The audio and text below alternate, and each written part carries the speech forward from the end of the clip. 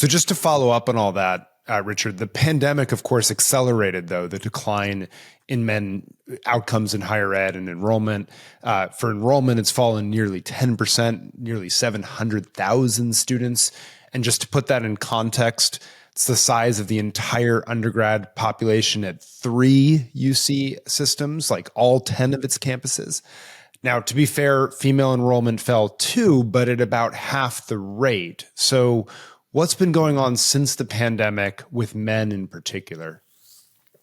Yes, you're right. It's one of the things that I really noticed in my own work was just that big gender gap in the change in enrollment around the pandemic. And it just did seem to derail male educational trajectories a lot more than female, right? And it looks as if some of that was a delay. So we've seen now a bit of a bounce back. And some of it was actually something very mechanical. It was just actually that more of the courses that men do can't be taught online.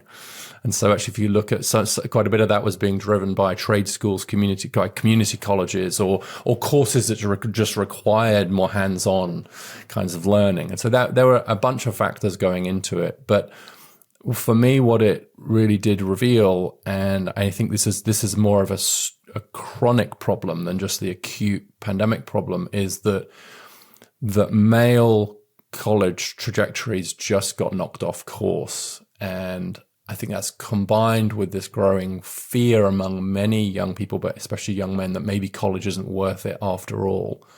So, and in some ways, I think it added fuel to the fire in the sense there was a growing skepticism among many whether or not college was worth it in the first place. And then the pandemic just derailed so many anyway. And so I think we've got a little bit of a combination of different factors now that have kind of played into this disproportionate effect on men. And I think it's more of a general finding, actually. It's relevant to the conversation that we're just having about completion, which is just, on the average, it looks as if the male educational journey is a bit more zigzaggy compared to a slightly more straightforward linear journey for kind of women. And so guys are a bit less likely to go straight from high school to college. If they do start, a bit more likely to stop out, then sometimes to drop out. And so one of the interesting, this is a very nerdy point, but if you look at things like graduation rates at 4 years, 6 years, and 10 years in a 4-year college, the gender gap is bigger at 4. It's about 10 points at 4. It's about 6 points at 6, and then it drops to 4 or something at 10. And so it's like, it just looks as if that guys are just struggling to stay on track a bit more. And so I think what the pandemic acted as was just this giant derailment event, especially for men.